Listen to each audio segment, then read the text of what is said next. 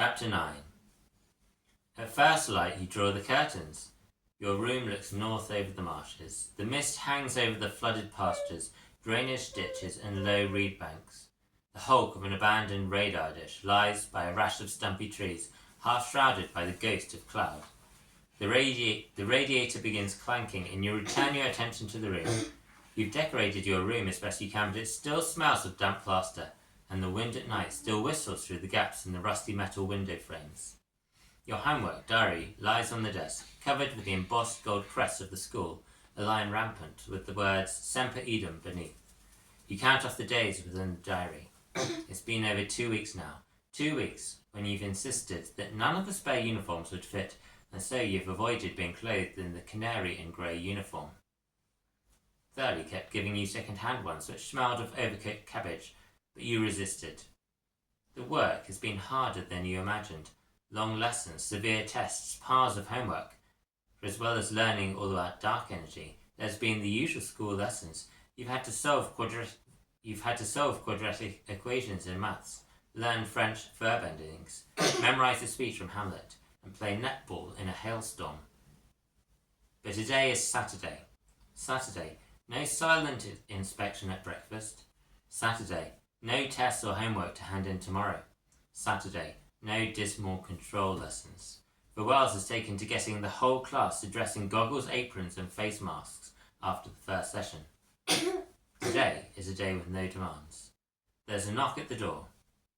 Change of plan, says Auburn. Eloise is in the wreck. You don't want to be there, trust me. Where are we meeting Poppy now? You ask. Outside, Auburn says. We're taking Ditsy for a walk.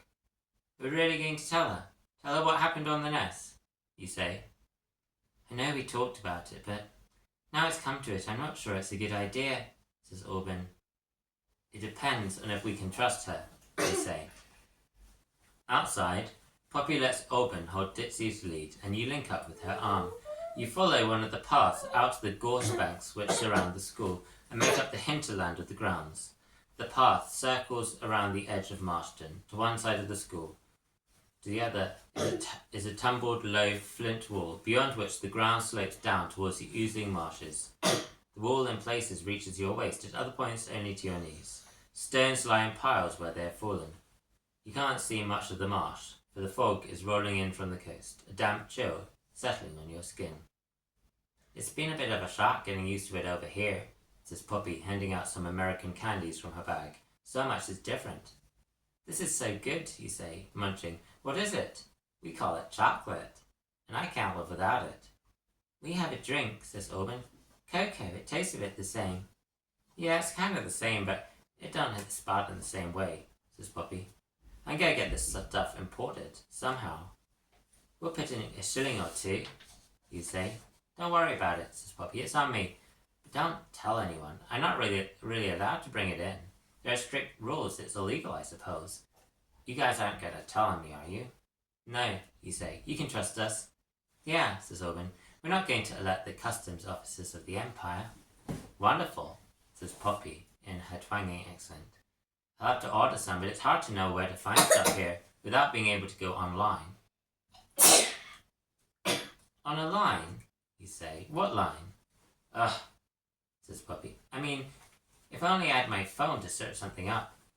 I think there's a phone in the staff room, says Auburn. And how do you find something on a telephone anyway? It's for speaking into, you say. No, my cell phone, says Poppy. Your what? You say. So weird being here in Britain, says Poppy. Well, like, really going back to the old days. You've heard right that life in other places is different to how it is here in the British Empire. Yes, of course, says Auburn. We still do geography. We have way more electronics in the American Republic, says Poppy. So you can help me with my electronics homework, you say. I don't think the teacher really understands it because he says it's only been added in this year. Also, what is electricity, really? Yeah, says Auburn. We're trying to answer the questions on batteries and short circuits, but it doesn't make sense. Sure, says Poppy. Electricity may seem like magic, but it's totally different from it. And you have it, but not so much. And you have zero internet. What's the internet? Asked Auburn. It's a decentralized network of computers which exchanges data, says Poppy. But it's more than that. It's everything. People live their whole lives on it. I'm not sure I understand what those words mean, you say. I guess it's not the main point, says Poppy. The point is, your country discovered magic. Mine went down the path of technology. Yet here I am at your creepy magic school. Talking of creepy, you say, pointing. Birdington. You see a figure all in black robes, the curved beak across his face, instantly recognizable. He's walking around the outer bounds of the school where the stone wall stands, chanting softly in a whispery voice. But what's he doing? asks Poppy. He's putting up the wards, says Auburn. The what? Poppy says. The protective barrier, says Auburn. This is about the terrors, isn't it? Says Poppy. I don't really understand about them. What are they? We don't have them, you see. Feral shadows, powerful ones, says Auburn. They come out at night. Or that's when they're strong enough to attack. No one knows. So that's why everything stops at nightfall over here? Yeah, Auburn says. Every city, every town has a barrier around it that shadows mages tread out to strengthen, they say the ancient words, and create a web of safety around all those inside when they complete the circle. You can hear the words which Birdington intones, drifting in the still air. Guard-warding light, amidst the encircling gloom, the fiend our feet that tread. The night is dark and we are far from safe. Defend our minds that think. Keep close our lives against the terrors black. Defend our hands attacked. Come, power great against the shadows dark. Beat back their fierce attacks. Combined and protect until the night is done. Hold fast the lamps we bear. And keep the wards unbroken till the dawn restores the world to care. You stay silent as Auburn continues to explain the way shadows wards work. As you listen to the words of safety, you don't tell them that for you, they bring the feeling of being trapped rather than safe. You don't tell them about the excitement of being outside the barrier, of feeling the film of it slink off you, of being free and wild and uncontainable, of how the air smells fresher and your eyes see further, and how you never want to return. You can barely admit it to yourself. As Birdington continues on his path of weaving enchantments and is swallowed by the morning mists, you look across at Auburn. He gives a small nod and you tell Poppy about everything that happened on the nest, the overloads, Droot, the danger. Wow, that's quite a lot to take in, she says. And so many unanswered questions like, what is going on?